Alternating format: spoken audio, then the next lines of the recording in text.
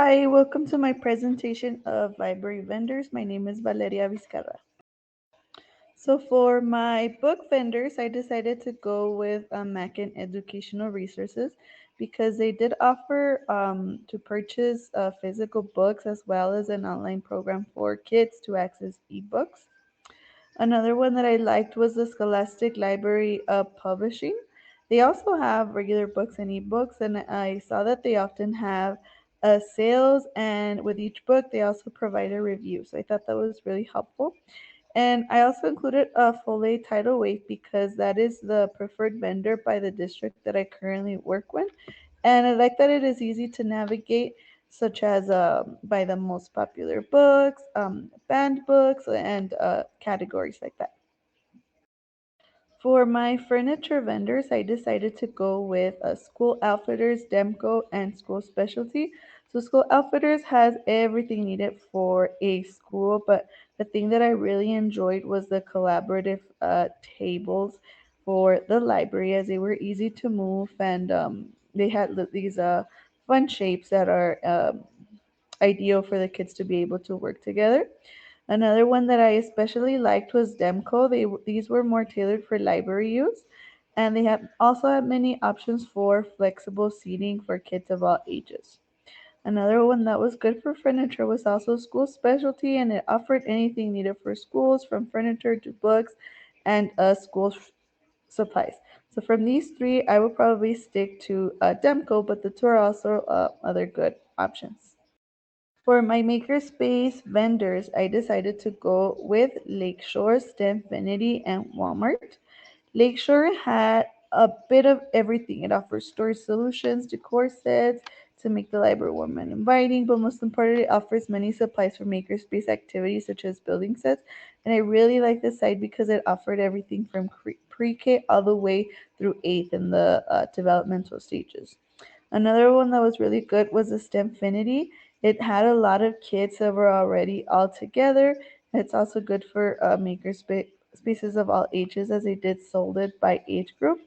And of course, I had to include Walmart because a lot of activities need some arts and craft supplies, or even like some food supplies such as spaghetti or marshmallows or things like that. So Walmart covers all the spaces that the other vendors might not cover.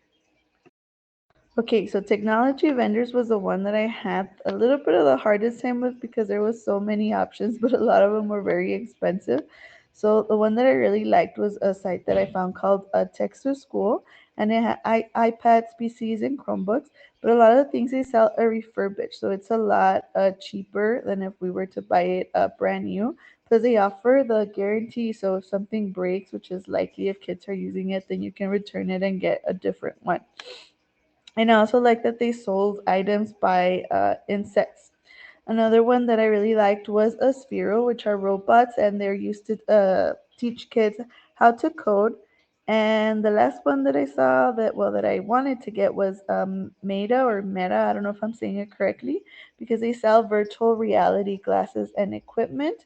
And I think they're a really good addition to the library because they benefit students to go to places virtually that they would never experience otherwise.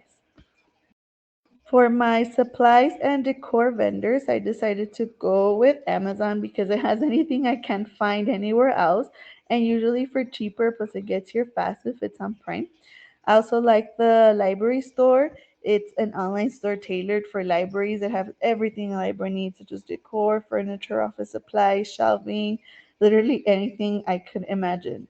I also like Oriental Trading because to kids motivated, it offers prizes and little small trinkets that are necessary in the library at very budget friendly prices since they come in bulk. So for my book purchases, I didn't put a lot of specific books because to me this was a very variable thing, and it would also depend on student and teacher input. I would like to purchase to start off with like award winning and honor books. As I get to know the students and library needs, I would add more books. I do not have specific titles yet other than those of the awards. But to start out with, I would like to allow myself 2,000 from the budget to for new purchases of books, and I would most likely use my district's preferred vendor, which is a full aid tidal wave. And I did put some examples of some of the books, of course, the award-winning books, the Caldecott, the Blue Bonnet. And even if they don't have awards, but I know the kids love them, like the Diary of a Wimpy Kid, like the new releases that are coming out as well. For my makerspace materials, I did want to have like a little cart, which I actually found on Lakeshore, and it comes with a lot of the arts and craft supplies already. I also added some building boxes for bridges, vehicles, houses, and this was 159. And of course, a big box of art materials, and this was from STEM Affinity, which added up to a total of 1,548. For my furniture purchases, I did want to purchase two of the three-tier oval feature displays in the left hand upper corner. I would like one to display like fiction books and another one to display non-fiction books, as the library that I'm currently doing my practicum hours says they don't have any. So I thought, hey, this would be cool. I also added some flexible seating options, so for kids to sit on the floor, around in the carpet areas to enjoy a book or to enjoy any a maker space. And of course, you cannot miss the library cards. These are very useful in helping to shelf or when kids check out their books, they put them back in the cart to be shelved and things like that. And most libraries do have one, but it never hurts to have an extra one. And this was a total of 2,333. And I used School Outfitters mostly, but I did use Demco for the shelving. So for the technology purchases, I did purchase two. Well, I would like to purchase two Sphero coding robots that kids can. I've seen these being used like to play races or to go through like mazes and things like that. So it'd be fun to have two. I also purchased one of the virtual reality glasses. Eventually, I would like to purchase two, but for now, I just put one to try it out. And of course, I do want a little set of iPads. It came in a set of five from the Tech to School site because it's going to be needed to run some of the other supplies, such as the Spheros and the VRs. We do need some sort of device, so this would be perfect. Last but not least, we have my supplies, decor, and purchases. So I did purchase a kit from the Total Library store for a book repair.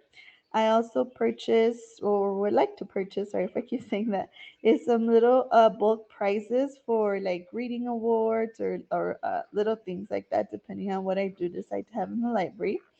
I also put some caddies because I would like to have one at each of the tables in the library for lessons. And I also purchased some bookmarks. And of course, our basic supplies, such as a big pack of scissors, glues, crayons, anything that we may need to supplement either the maker spaces or as well as the library lessons. And this came out to a total of 612. So my grand total with everything added up together came out to 9,896. I wasn't sure if the assignment included tax, though I'm sure with what this came out, I'm gonna go way over budget. But yep, that's my grand total, and I have a little room left, but I decided to stop there. Thank you so much for watching.